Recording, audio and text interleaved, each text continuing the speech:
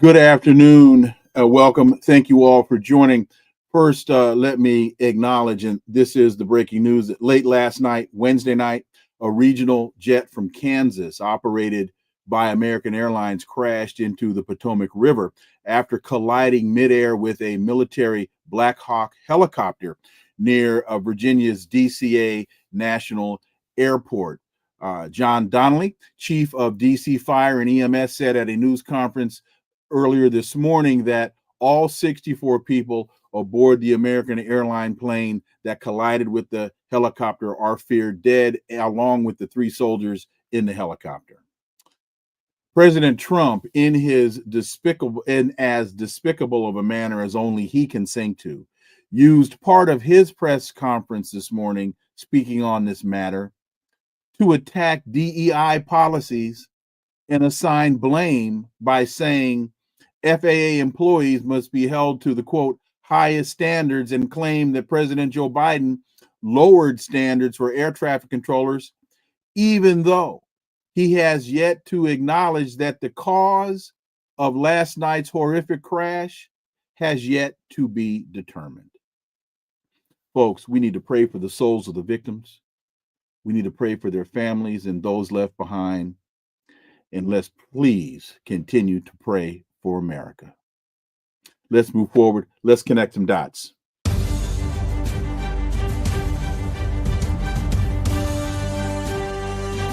Connecting the Dots with Dr. Wilmer Leon, where the analysis of politics, culture, and history converge. Welcome to the Connecting the Dots podcast with Dr. Wilmer Leon, and I am Wilmer Leon. Here's the point. We have a tendency to view current events as though they take place in a vacuum, failing to understand the broader historic context in which most events occur.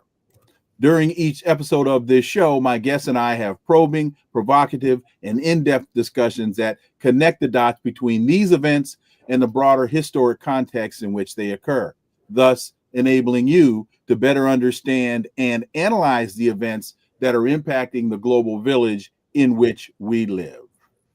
On today's episode, the story is Noble.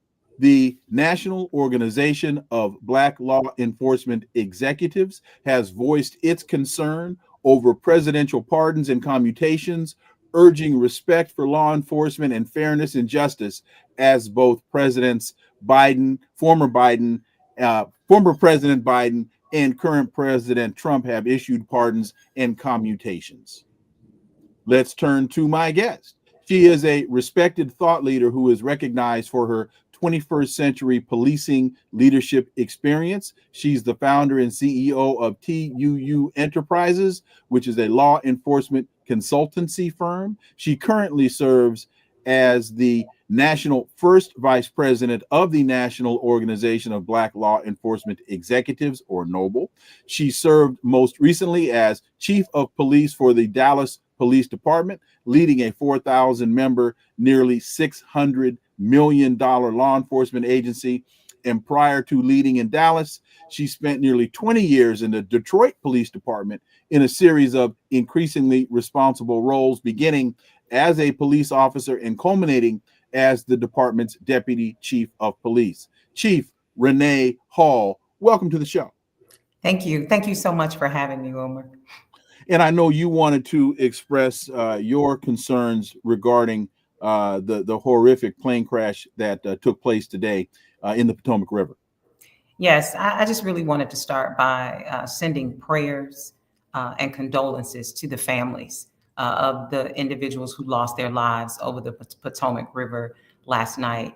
Our country is praying for each of the family members, both cities, American Airlines, as well as the military. Everyone right now needs to have arms wrapped around them. We have not found out exactly what happened, but we're praying for everyone involved, especially those family members after this horrific crash.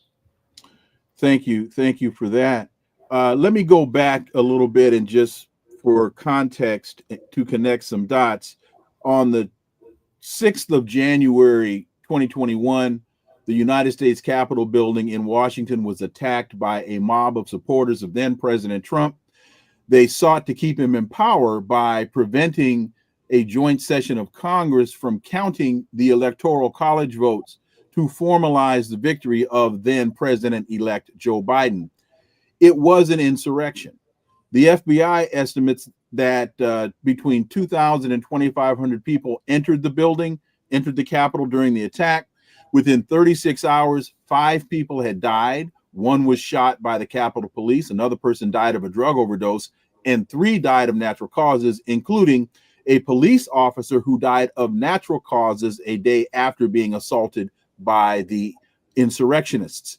Many people were injured, including 174 police officers. 4 officers who responded to the attack died by suicide within 7 months.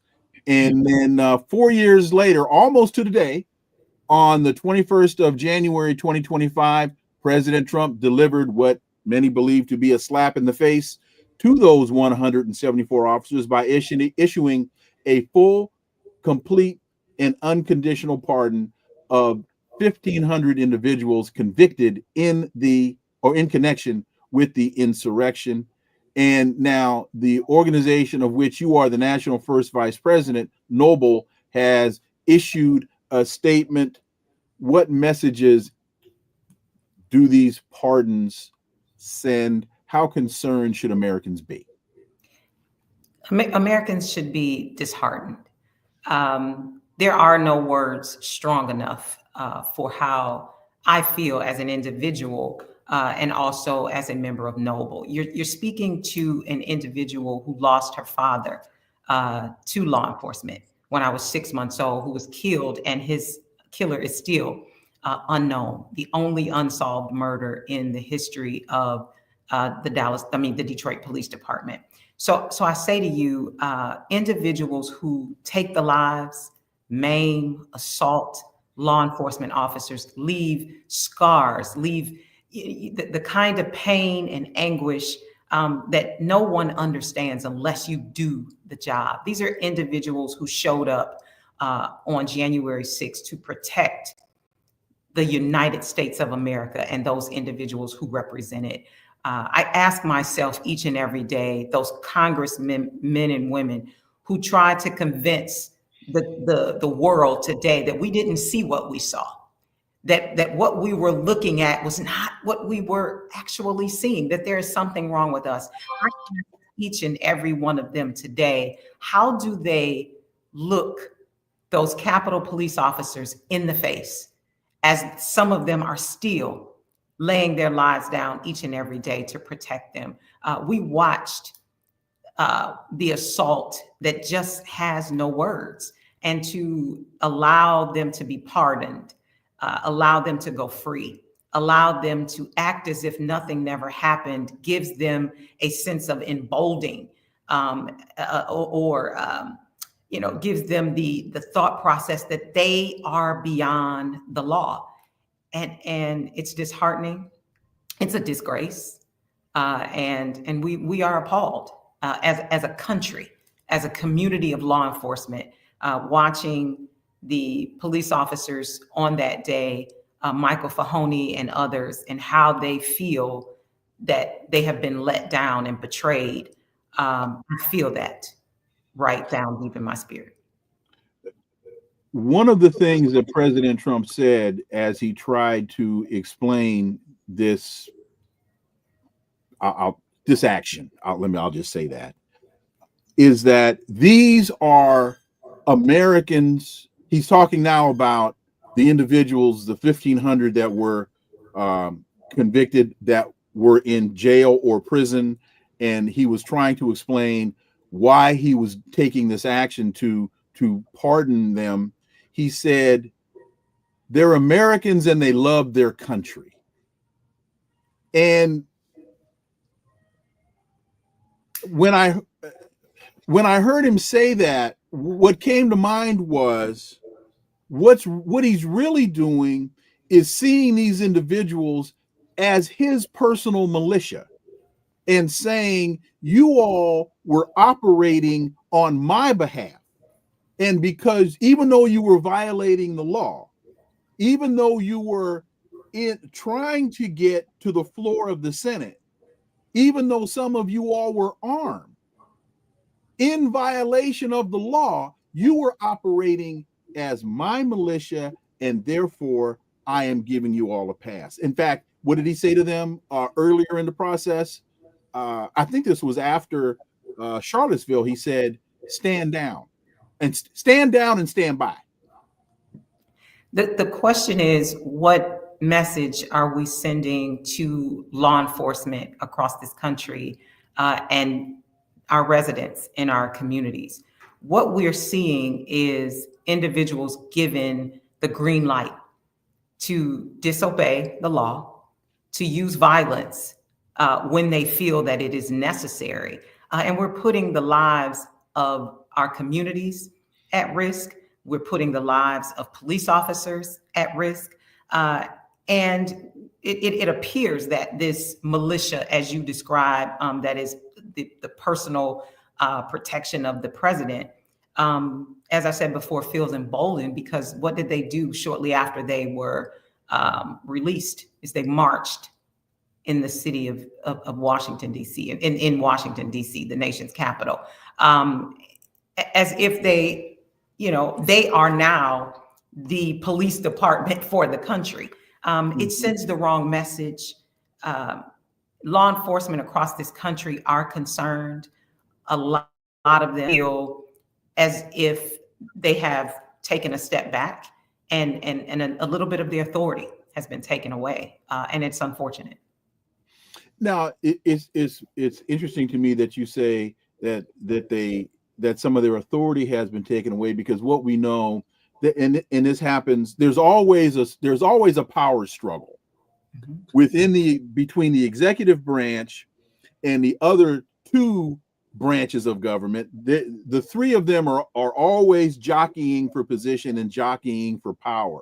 That's been going on since the Constitution was written. But to your point, now there seems to be an even broader reach of power by the executive branch beyond the government, reaching into the states. Absolutely. We've watched inspector generals be terminated, which is the inspector generals don't work for the president. They work for Congress. We're watching the overreach happen. And so I question, and I say, if the Republican Party, and please know that Noble, we're nonpartisan. This is not about parties. But if the Republican Party walked in and said, we're the party of law and order, but everything that you do violates law and order. The law and the order is that law enforcement and those entities that govern, the FBI, inspector generals, these are independent groups who do not support any particular office, because they need to be independent in order to conduct independent investigations. If we see that overreach at the top of our structure in this country, what does that say for law enforcement? Are we giving law enforcement the green light to overreach? What does that look like for communities? What precedents are we setting in this country? I fear that at some point we're going to have pushback from the community, as we're having pushback from the inspector generals, from many states across the country in all of this overreaching. And what I fear is that we're going to embark upon something that we're not ready for as a country. Did Noble, as an organization, factor in the international perspective on this? As you all were, because I'm sure that it took more than 20 minutes to write to come to the agreement that you all had. Noble is a large organization, and I know there were a lot of people that had to weigh in to the final document that was produced. In all of that debate and discussion, did you all factor in the international implications of this and how other world leaders and other people around the world would view the actions taken? Absolutely, Wilmer. And please notice that Noble is an international organization. We have chapters, in the Caribbean and some in other parts of the world. And so, when we speak unilaterally for everyone, and this affects everyone across this country. What the United States does affects everywhere around the world. So when we are making these decisions, when we are discussing law enforcement and its issues and how law enforcement plays out in this country, we are taking the advice. We're listening to our international partners. If you remember, during George Floyd, this wasn't just a United States issue. People were protesting all around the world, in every country around the world. So that lets us know that what we do in the United States affects and has a direct effect on the rest of the world. And so when we're speaking, we are all speaking with one voice because we need law in order to mean what it says it means. And that is making sure that we are taking care of those individuals who can't take the care of themselves, that there is no autonomy to be able to assault law enforcement in this country, that we are the authoritarians. There's dignity in authority, absolutely. But when law enforcement shows up, everything else ceases. And in the instance that those individuals do not abide by the rules of law enforcement, that they go to jail, that they are arrested, and by any means, if they assault and if they cause the death, because my heart goes out to those officers who actually took their lives as a result of this. We know that law enforcement has some of the highest numbers of suicide just in a day-to-day operation, and seeing what we see on a regular basis in law enforcement. But to endure this with everyone watching and visualizing the assault, the attacks, and the aftermath, that weighed heavily on some individuals, and they took their lives. And that should not be rewarded with a pardon. It should not be rewarded with individuals walking around telling this country that there's going to be retribution for actually taking action against them. It's appalling. It's a disgrace, and it goes against everything that we stand for in this United States as a country. I'm very glad that you mentioned the international perspective on this in George Floyd, because what a lot of people don't know, there was after the George Floyd, I can't remember how long after the murder of George Floyd, NBC was in Gaza, and they were interviewing Yahya Sinwar, a very prominent member of Hamas, after his apartment building had been struck by a missile. And they were in his bombed out apartment, he was sitting on a couch amidst all of this rubble. And again, this is Yahya Sinwar, a leader of Hamas, and off in the corner in this bombed out rubbleized, I'll make up a word, rubbleized apartment was a picture of George Floyd. And I don't remember the NBC commentator making note of that, but I know I got some calls and text messages from some friends of mine who were watching that interview saying, do you see what's in the corner of this man's apartment? A picture of George Floyd. I bring that up to just validate your point about the internationalization of all of this. Absolutely. You know, we have to be careful. We set the tone for what the rest of the world actually looks like. And we are the civilization. We're the civilized individuals who lead with authority and dignity and respect and integrity. And this is the place where everyone runs to in order for them to have, a life of freedom, a life of riches and fame, and the opportunity to be successful and be humane. And if we're setting the kind of tone that says it's okay to take over the nation's capital because you don't like the results of an election, to go in and assault by any means necessary who's ever in your way, to bring nooses to hang the vice president of the United States of America. When we allow this kind of behavior and then have the leader of our free world to say these individuals are hostages, these individuals were treated poorly, these are good people, and they were just walking around the Capitol on that day. I'm asking the rest of the world, is it me? Or did we wake up to a very bad dream? And so, wake up from a very, very bad dream, I should say. I don't know the words to describe, because I have never in my lifetime, nor have I ever seen in a book that I've read, anything remotely close to these kinds of actions in a civilized society. You've just articulated that incredibly clearly. And that was literally the next question that I was going to bring up. And so, because what signal does it send, not only to the American people, but to law enforcement, when you have 1,500 people, well, there were more than 1,500, but in terms of those that were pardoned, they were either led and or engaged in an insurrection on the Capitol grounds, in the Capitol building. They went through due process. They went through the constitutional / legal due processes, were convicted by juries of their peers. Many of them, others were convicted, were just had tried by judges. Mm-hmm. So the process was followed.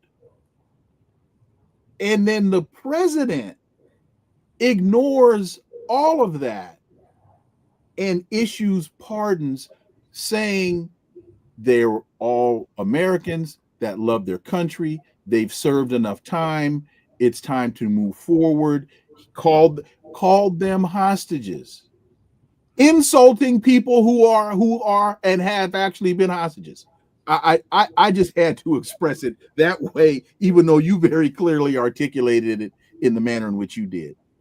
Well, Wilmer, I would have to say, and even push back a little bit, some of these individuals never even had the opportunity to serve time. Some of their cases were still up and coming. So some of them spent a day, a week in a detention facility, or in a jail, or in a prison. Sure. And the ones that never ever had an opportunity to be tried by a jury of their peers got off scot-free. And let's add insult to injury, please. Yeah, let's do that. Why not? I was reading this morning that 2 or 3 of the individuals have already reoffended. One of the individuals caught with a firearm and pulled a firearm on a police officer and was shot and killed. Mm-hmm. And then another one committed a crime. So here again, just justifies the points that we're making is they're emboldened. You've received a pardon for violence, and a violent crime toward a police officer. And how do you respond when you're pulled over by a police officer? You pull a firearm on another police officer. So I ask you and the audience that is listening, what message does this send to individuals when they encounter law enforcement? And after someone who spent over 2 decades in law enforcement and has lost a father to this profession, I'm offended. And I know the Bible says, don't be offended, but I'm offended. I'm offended. I feel like law enforcement has been betrayed in this time by a president who, out of every word in his mouth, says and confesses that he supports law enforcement. Well, I can tell you, law enforcement doesn't feel supported. So the betrayal continues, and you brought this up earlier, but I want to elaborate on this a little bit. The betrayal continues as sitting members of Congress try to convince us to not believe our lying eyes. And I sat in this office, there's a television to my right, and watched this madness unfold, and then went to do my other show and we had it on in the studio. So I watched it in real time. And we now have sitting members of Congress who want to side with the president on this issue and tell us it was not an insurrection. Oh, these were just some misguided, angry Americans who had upset stomachs that morning because they got bad pancakes. And so we need to forgive them. We need to move forward. Don't believe your lying eyes. There were gallows constructed on the steps of the Capitol. And as much as I deplore, who was the vice president at the time? I can't even remember the guy's name. Mike Pence. As much as I deplore Mike Pence, I saw him literally running for his life. These folks weren't joking. These folks weren't playing. And we're just supposed to just go, oh, well. And of course, we got to ask the question, had these been the members of the Nation of Islam, and had it been Minister Farrakhan leading this charge, there wouldn't be 1,500 people being pardoned. They would have been removing 1,500 bodies from the steps of the Capitol. Now, you don't have to comment on that end of it. That's just my opinion. And, what I would like to say, and I love this country that I live in, and I loved being a law enforcement professional. But I want to say to our sitting Congress, those individuals who are sitting every day in Congress and Senate, and as you so eloquently said, don't believe your lying eyes. Shame on you. Shame on you. You have to look these police officers in the face every day as they continue to put their lives on the line every single day to make sure that's what I'm saying, for them. The Capitol Police. That they make it into the Capitol and out of the Capitol and back home to their families, safe and secure. Shame on you. Shame on you for looking in their faces and not honoring the work that they do for them every single day. Shame on them for saying, I didn't see it, or, it didn't happen that way. When we know on January 6th, not only did we see Vice President Pence running for his life, we saw senators and Congress people running for their lives because everyone was cowering under their desks. And who was standing in front of them, shielding them? The individuals who were maimed, lost their lives, had brain tumors as a result. All of these injuries that they sustained. Shame on you.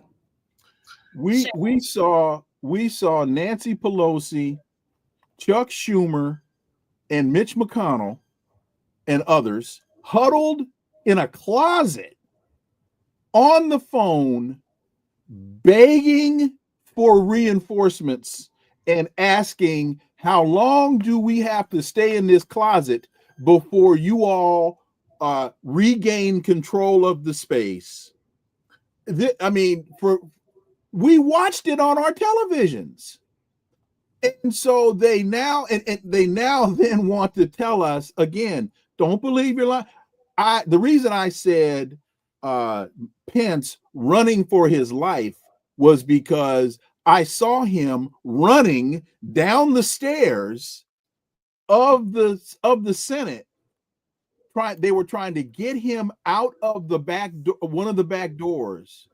Again, they were in fear of his life. And they want to tell us it wasn't an insurrection. Now, one of the reasons why as if it's the tooth fairy, Santa Claus.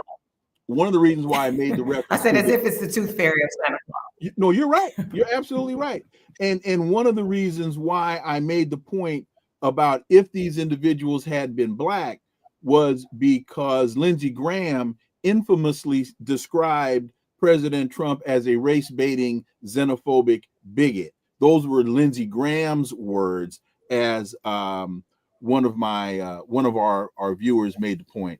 But anyway, so now beyond this event, Noble not only has taken issue with the Donald Trump pardons, Noble has taken issue with some of Joe Biden's pardons as well. Absolutely. But let me start by saying, let's not act as if these things are apples to apples. Let me start with that. Okay. Yes, Noble takes exception to pardoning an individual who took the lives of 2 federal agents. Again, Leonard Peltier. Yes. And so, the presidents have, that is their presidential privilege to pardon, and they have the right to do that. But we, as a law enforcement organization, we just take issue with anything that gives people the idea that it is okay to hurt, to assault, to kill a law enforcement officer. And so when I say that they are not the same, an individual who spent 45 years in jail and 80 years old and was released on house arrest, yes, we have an issue with him being pardoned for what he did, but please believe this individual does not pose the same level of danger to law enforcement today that these 1,500, 1,600 individuals who were pardoned for January 6th. Let's not put them on the same playing field. Understand that we take exception to them, but we are not in any way saying that they are the same thing. I'm glad that you have made that differentiation between the Leonard Peltier case and the convictions that Donald Trump has pardoned. But I must draw what I see as a larger distinction about Leonard Peltier and his case. Yes, he was convicted of killing 2 FBI agents, but it is well acknowledged that his trial was rife with irregularities, with due process violations, and even evidence tampering and evidence suppression by the prosecution, so much so that a federal appeals judge, Gerald Haney, I think that's how you pronounce his name, stated, quote, "The prosecution withheld evidence favorable to the defendant, and the FBI used improper tactics in extraditing Peltier and otherwise in investigating and trying the case." So even so, we do say that he was convicted, but that conviction is incredibly tainted. And I will concede to that. And so, without us as a law enforcement organization going into all that, but understanding all that. And Okay. so this is why I say that these two are not the same. And so yes, we as a law enforcement organization, we take exception to pardons for anyone who, as I said, assaults, maims, kills a law enforcement officer, but understanding the two are not the same. Okay, fair enough. I appreciate that. Thank you. So is it the Peltier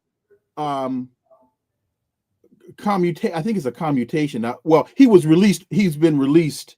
I won't try to figure out and remember the technical term of whether he was pardoned or whether it was his sentence. I think his sentence was commuted. It was commuted. The reason time that it was commuted, right? Okay.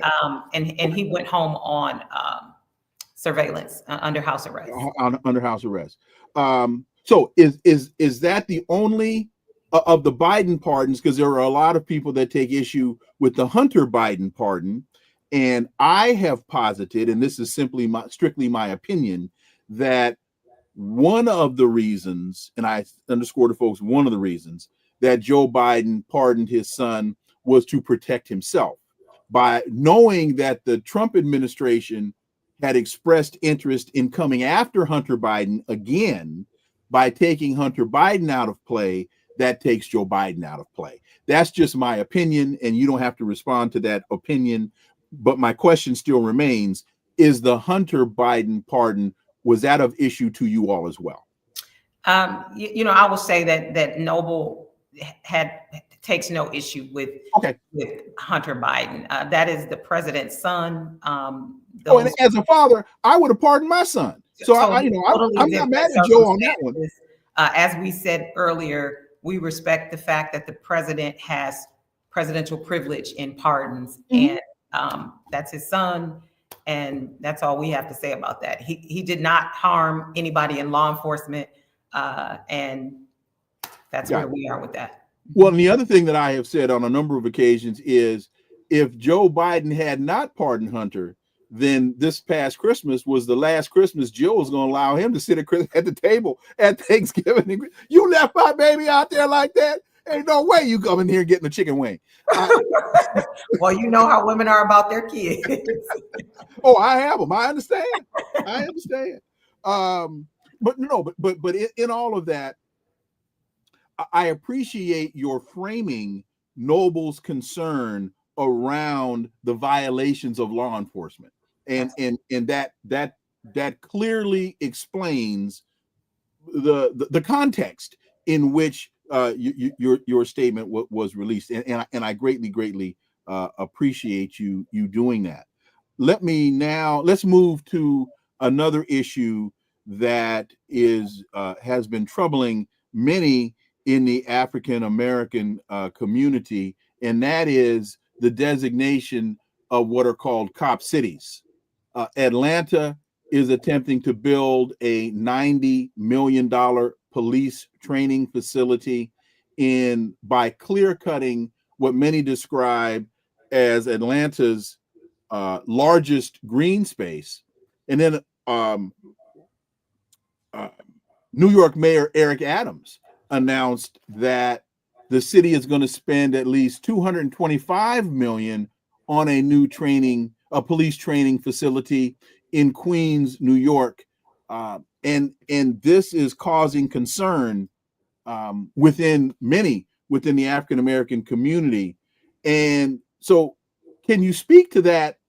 Well, you know what? Let me not even try to frame it for you that way. Your thoughts? Should the community be concerned? So I'm going to speak to you, one, as a professional, a former professional in law enforcement, and then as a resident of the community. When we're talking about, we're calling them cop cities. These are training facilities for police officers in this country. And the one thing that you want most is a well-trained police officer. You want that officer to get the best possible training and education that they can to be able to execute their duties in the most dignified, legal, ethical, moral way in your communities. And they should have those facilities. And there's Dallas, there's Atlanta, there's New York. There's a number of places that are looking to create an environment that fosters good training and a good educational environment for the individuals who are going to go out every day and take care of the cities and make them safe. And I think that everyone should applaud that and make sure that that happens. And that's from the professional perspective. Now I'm going to speak to you. This is a duality of professional and community. The question is, what are they training in that facility? So the biggest concerns, we're wasting our time focusing on the fact that they have a training facility. They need one, and it needs to have the space, the equipment, the technology. They need all of that so they can be very well trained in this country. But the question is, what are we training them? When I went through, I've been blessed and had the opportunity to be able to grow up in the Detroit Police Department and police in the Dallas Police Department. And what we've trained for years and years and years is that you need to go home by any means necessary. Now, what does that psychologically tell you? Don't matter about you. It's about me going home. And I am 100%. Officer safety is paramount. But when we start to train from a different perspective, is that everyone goes home from this encounter. Everyone needs to walk away from this encounter alive and safe.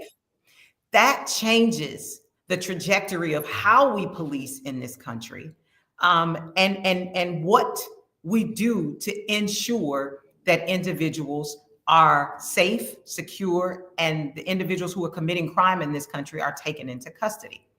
And so, are we looking at technology? What does that do for officers? How does it make their lives easier and the community more safe? So it's what we are training is where the energy should be spent, and not the training facility. Everyone needs a training facility that is conducive for the environment for which they're going to be working and executing their duties in. If you look at the United States military, they have training facilities. They, whether it's the field or buildings, equipment, they need all of those things so they can be the best equipped. And I believe that the police officers in the United States of America need these facilities. And that is not where the issue lies, in the facility. You mentioned the U.S. military, and one of the issues that many that are opposed to cop cities take is the militarization of the American police force, that they have become more of a paramilitary organization than a organization, and I'm grouping police in the country as one entity. That instead of being there, well, the adage on the side of, or the motto on the side of many cars is to protect and serve. Well, to protect who, from whom, and to serve what? And so the one of the major concerns by many is the militarization of police forces, especially as people start to find out the relationships between American policing and the Israeli government, American policing and the Mossad, and the exchange of police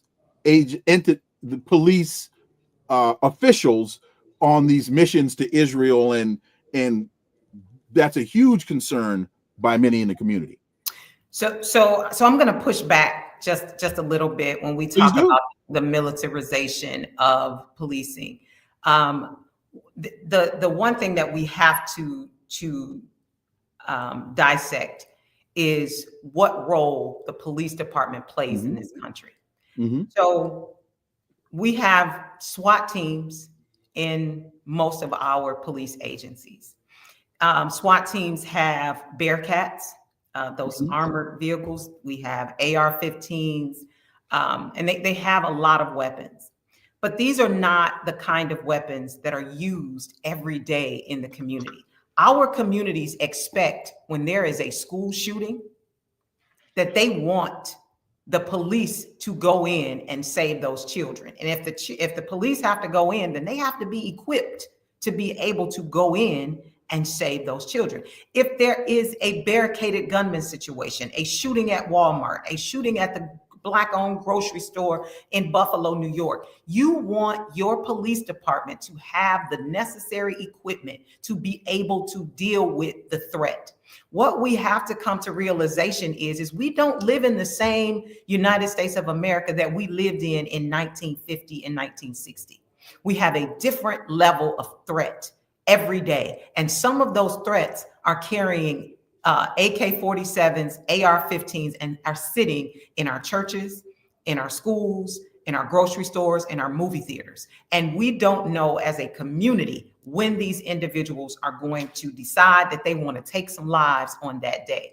And we want our police department to be able to come in and neutralize that situation. I don't know about you, but when I don't have children, but if someone goes into a school and starts shooting and my niece or nephew is in that school, I want the police in there. I want you in there now. I want you with your Bearcat. I want you with all the tools that you need to be able to get in and get my niece and nephew out of that school safely. So I will say that the issue is not having these weapons of choice, because they are needed in today's society. The question comes in is when we are dealing with our community. And this is day to day. When we are walking around with tactical vests and long shotguns, and we look as if we are at war with our community, we create an environment that makes our community feel as if we are at war with them, that this is a tactical group that is against us. And I just believe wholeheartedly, and I executed this as a police chief and was very, I was, focused on the community aspect and showing up in the community as calmly and as gently as we are, because the police department has a duty and a responsibility to show up as a partner in our communities. And oftentimes we have to balance what officers say is comfortable, which is that tactical vest with all of this equipment on it, which gives the appearance of a militarization. But it's for comfort for the officers, but we also have to, as leaders, say we're going to have to take a little bit of that comfort away to give some comfort to the people who pay our salaries. And so I think that is the distinction. I think we have to understand that the weapons that law enforcement has today are ones that they need. They should not be utilizing these weapons on our community unless it is absolutely necessary. And that takes me to 2020.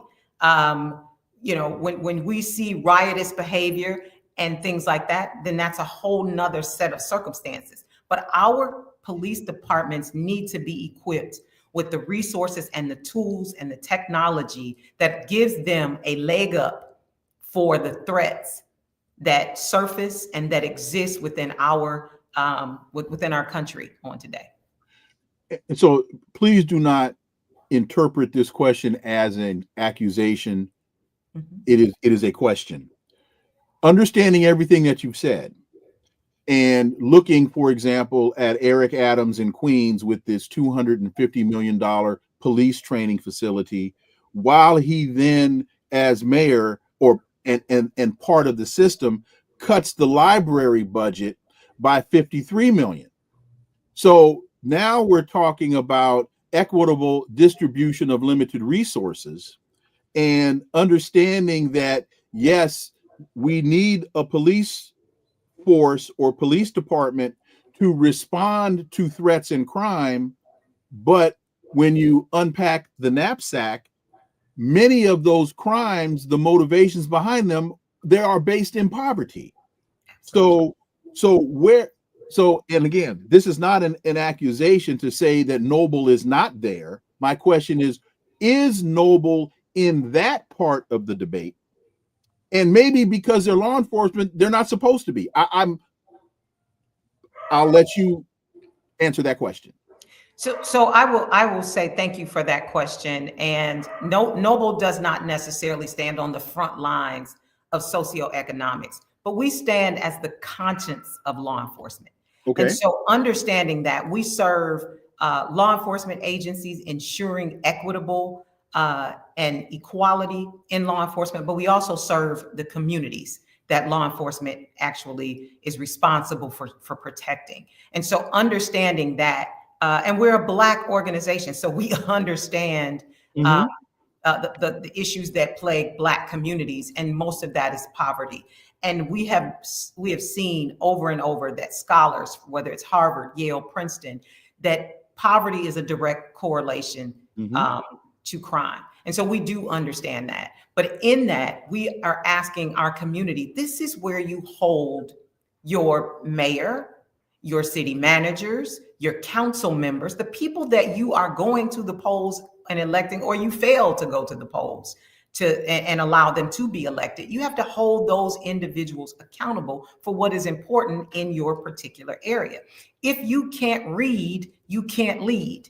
And if you can't see it, you can't be it. So we understand that in most of our communities, and especially in a community like New York. So holding the mayor accountable for the balance of a law enforcement budget, but also a library budget and every other resource that's needed in order for it, like sanitation and everything for New York to operate, is where we encourage communities to coalesce together around those issues, because it is in that fight that you are going to be able to lift that up. But if you're focusing on just the fact that you don't want the police to have a facility, then people are missing why.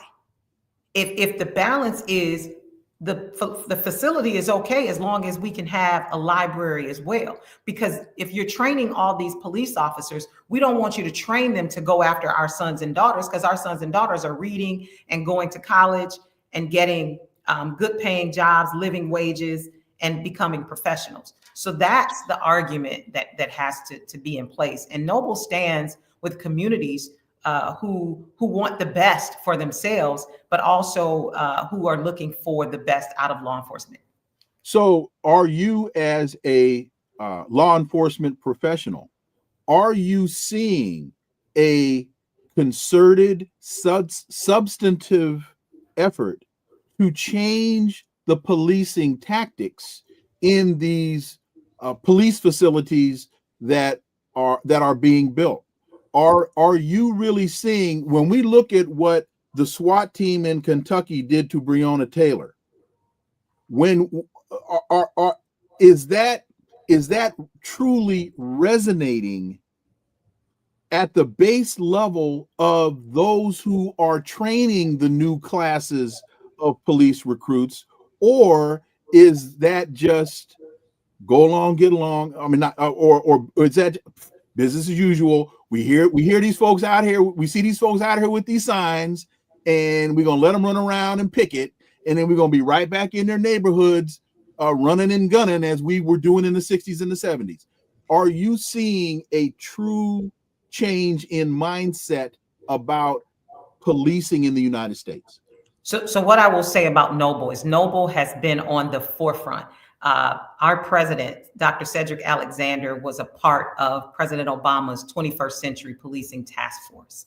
He was one of our first presidents that worked on that, as well as Charles Ramsey, who is a longtime member of Noble. Noble Former has DC police chief.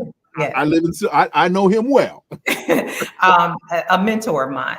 And also, we have been on the forefront of legislation for reform in policing. We have, made sure we've pushed it all the way up. The George Floyd bill, pushing that up. It did not get passed. A lot of 21st century best practices were adopted by a lot of police agencies. But what we do in Noble, we have over 5,000 members. And nearly 37 to 40% of our members are heads of major city chiefs across this country. And our training focuses on that mindset of making sure that when you're the leader of these organizations, when you're amongst the ranks in these organizations, it is your duty and responsibility to your community to make sure that you are fostering these changes of 21st century best practices. So we are doing the work to push out leaders that have these ideas. But I will not kid you, when you walk into a police agency with this mindset, as I have in Dallas, and you're looking to create an atmosphere of best practices, it is challenging because there is a way that policing has been done for years, and it's the way we've always done it. And wait a minute. Let me jump in really quickly. And I have no clue. And I think I'm a fairly intelligent guy. I'm smart, as Yogi would say, I'm smarter than the average bear. Right. I have no clue what you walked into in Dallas as a Black woman, as a Black person, female. The first female. The first. That's my point. Walking into Dallas, even with a 40 on your hip, I can't imagine what you the viper's nest that you walked into. Let's just say that's a whole nother show. Well, let's do it at another time. Let's do it. But it's challenging. Wait a minute. That's my. So the mentality that you walked into in Dallas, the stereotype is that's the mentality across the country. Is that stereotype accurate? And have you seen any type of substantive change in that mentality at the grassroots policing level? That's the question I was trying to get to when I first asked the question. So let me say this. The only way you see change is change behavior. And I will say a lot of what we see doesn't come out of all police agencies. Okay. So I don't want to paint all of law enforcement with a broad brush. Sure. I will tell you. And that's why I use the word stereotype. Yes. I will tell you, but it is beyond stereotype, because what I will say to you is that what you see, our behavior, we can't, what's the word my mom used to say? She said, you can't explain your way out of a situation you behave yourself into. Okay. You can't explain yourself out of a situation you behave yourself into. When we see this behavior exhibited in multiple agencies across the country, it is very difficult for people to believe that it is not how all law enforcement feels. But what I will say is there's some challenging parts to law enforcement. There are some ideas and ideologies that exist in law enforcement and have for a very long time. I will remind you that law enforcement was birthed out of slave patrols. And in a lot of ways, when law enforcement shows up, it feels the same way. We saturate areas, and usually we police areas of color. We police areas of color. We exist in white communities. Well, I'd say you police in areas of color and protect the other communities, if that's your words. Okay. And so what we have to understand is when we show up in for crime suppression, and we have these saturated patrols, and we're snatching young Black and Hispanic men out of cars, and we are stretching them out, it looks a whole lot like it did in the 1800s. And so perception for a lot of individuals is reality. And we just can't say the 1800s. We went through slavery, we went through Jim Crow, we went through civil rights. And we're still, if we're being truthful, still trying to figure out if we're out of civil rights. I don't know, but every day. And we went through George Floyd and Breonna Taylor. But the truth of the matter is that there are areas of law enforcement that really need to be challenged and changed. And that does not represent all of law enforcement. There are great men and women in this country who are policing every day. I give you the statistics: 18,000 police agencies in this country, 800 plus thousand police officers in this country. So everyone is not the same. They do not, in those individuals that we see that cause challenges and challenge the integrity of law enforcement, it's a small group of individuals, but it has to be challenged at the recruiting level. It has to be challenged at the training level in order for it to permeate throughout the police agencies and until it's non-existent at all. And it takes some work. It takes work. And I can tell you, Noble is on the forefront of police reform, pushing what police reform should look like. We're in lockstep with a lot of the other agencies, IACP and others, all are operating. Major city chiefs are all operating to the tune of 21st century best practices. And so it's nonstop work. And I think we're seeing some of the fruits, but that work continues. Chief Renee Hall, I think that's a great place for us to end this conversation. And I hope that you will come back because there are a number of other things that we can get into, as you just alluded to. I greatly appreciate your work. Thank you for your honesty and your clarity, and look forward to having you back. Well, thank you so much. And I would be remiss if I didn't lift up our president of Noble. I'm the first vice president, but our president is Colonel Glover.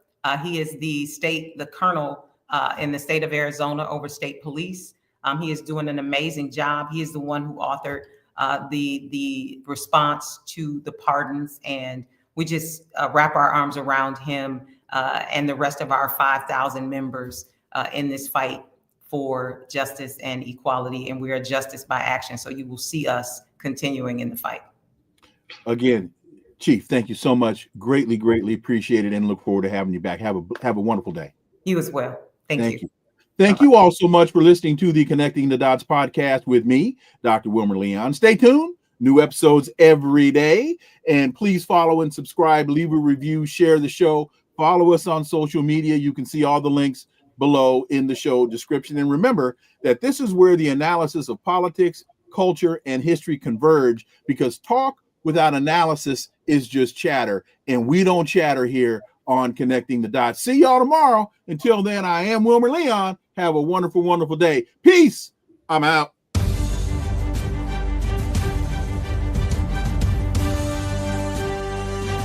Connecting the Dots with Dr. Wilmer Leon, where the analysis of politics, culture, and history converge.